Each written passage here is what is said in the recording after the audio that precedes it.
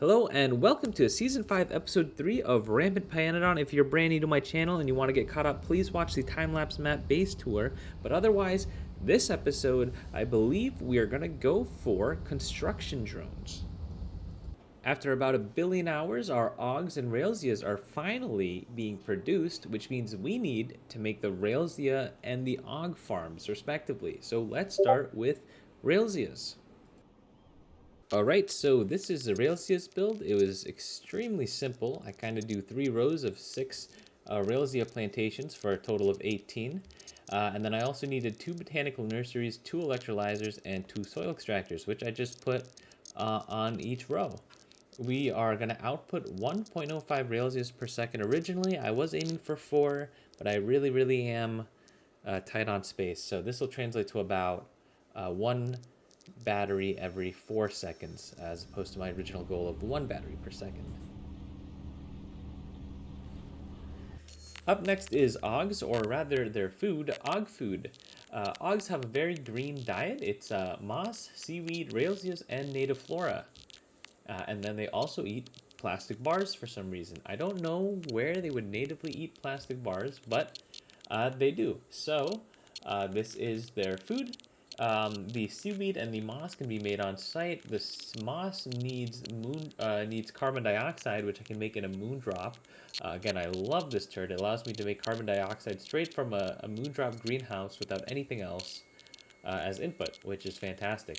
But I bring all that stuff in. I have a boiler to boil the steam, and I put it into 2 burner assembler Mark IIs to make about 0.75 Aug food per second. And now that we've finished the Aug food, we can work on the Augs. So the actual ratio is supposed to be 3 reproductive complexes to 3 Aug, or 3.25 Aug paddocks, but I messed up. So I messed up the ratio, and I'm not going to redo it because I have a pretty unique design for once. And my, as you can see, mine is 1 reproductive complex to 4 Aug paddocks, which is crazily off. But anyways, they eat native flora, moss, Aug food, and sap. And I kind of just have that going in a belt, going around in a circle. Again, I make moss on site. As you can see, I'm not using the moss recipe that requires stone, just so that I have 1 less input. But moss and sap are made on site, and the only things we belt in are the native flora and the Aug food, and then of course the water. But here's the build, and it's quite satisfying to look at. I find it's finally like a different looking type of build, so I'm quite happy with that.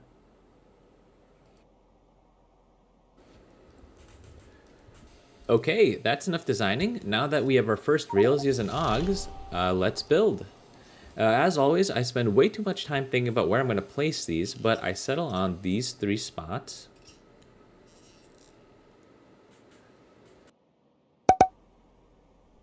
Augs won't turn on until I have Aug food and Railsias, so let's place those next. And now that we have Aug food coming in, our Aug production has also jump-started. Alright, and now that I have these Augs and Railsias up, I can get rid of the ones in my lab. And next up, we can move on to, are those brains on my main bus? Well, I guess that makes sense. Brains, they go to Hollow's brain to feed my Augs. So yeah, that's pretty normal actually. Oh, is that meat? Is that meat on my main bus? Where is this meat going? Well, they're going to my Aug-powered generators, of course. My Augs here relax at the Typhoon Bay before they get back to work, spinning these wheels and giving me about 88 megawatts of power. So thank you to the Augs. Anyways, with the Railsias and the Augs done, we can move on to our next goal, which is Melamine. Alright, so we're here at the Melamine build. The build starts with 9 Aug paddocks that chew away at moss, Aug food, and my ever-dwindling native flora supply. These produce manure, which get liquefied in a bioreactor, and then it gets combined with Zonga bacteria to make urea. I don't know what urea is in real life, but it doesn't matter because I immediately chuck it into a destructive distillation column to decompose it into ammonia and cyanic acid. I then immediately recombined the ammonia and cyanic acid in a fluidized bed reactor to make melamine. What is melamine? I don't know, but for some reason I'm starting to care, so I googled it and it's some kind of material. Anyways, this build was originally supposed to house the lamp and petri dish builds within it, but I decided it reached an extremely satisfying square state, so I'm going to be building a separate module to supply this lamp and petri dishes. Anyways, this build produces 0.5 melamine per second and an additional 7.5 cyanic acid per second, which will be consumed by the batteries. Now let's just sit back and appreciate the work for like 10 seconds.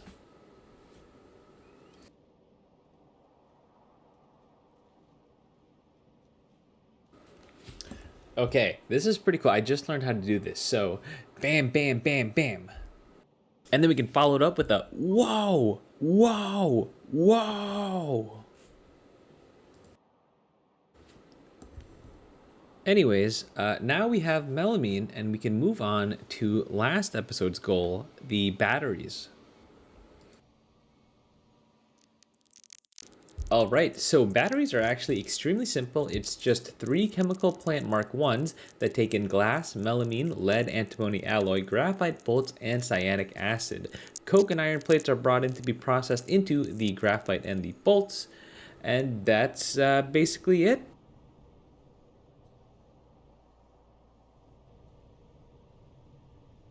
So I'm just gonna into the world, and the only thing annoying left to do is I gotta drag the lead antimony alloy from about 1,000,000 miles away.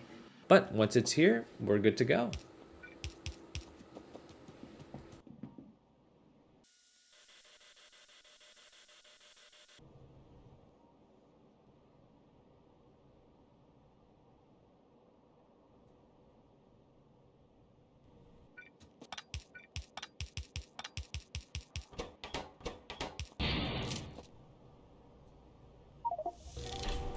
Let's freaking go. I am so excited that we have batteries now. Let's probably flash up that roadmap. We are close to construction zone, construction drones. But before that, there's one thing I wanted to build real quick, and that is an accumulator farm to help me weather some storms, and also to have 4 sources of electricity at some point. But yeah, I only have enough batteries to make 1 accumulator. And I'm not making any batteries because I'm not making any cyanic acid, because I'm not making any petri dishes because I'm lacking quartz. And as you recall, what I said last episode, I said that the only way to get more quartz is to get the construction drone Pino Mark 1s built so that we can expand to get more quartz. So I guess we're back on that. The next step to get to the construction Pinobot Mark 1s is to make fish oil. So let's build a fish farm.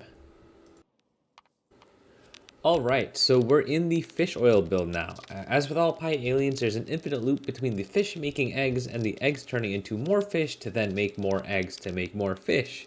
This time the food they need is simply biomass, which is actually made from the fish. So the food the fish use to the food the fish eat to make eggs to make more fish is actually just more fish decomposed and turned into biomass.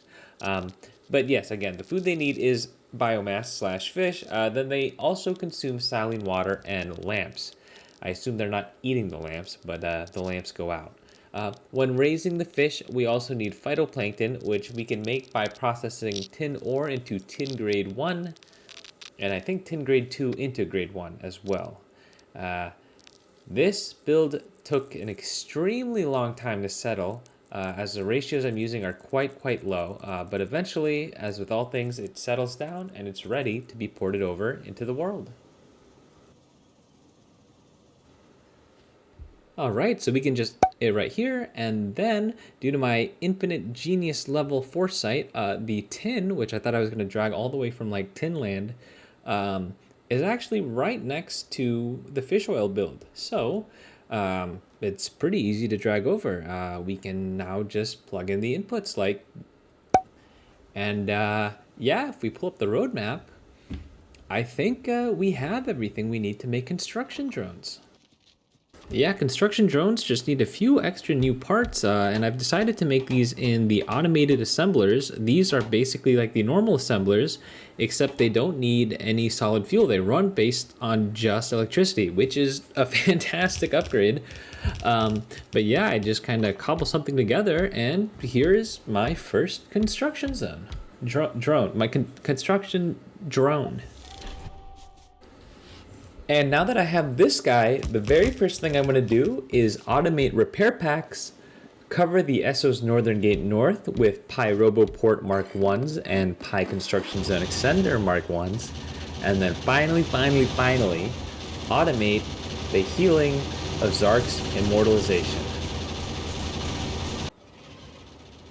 And with that, I'd like to give a very special thanks to my patrons, John Boy, Sterling, Zark, Simple Anglerfish, Hollow, Cody the Codfish Sample, Psych Manon, and my newest patron, your immortalization coming next episode, Arrow 6. So thank you so much, and I will see you guys in the next episode.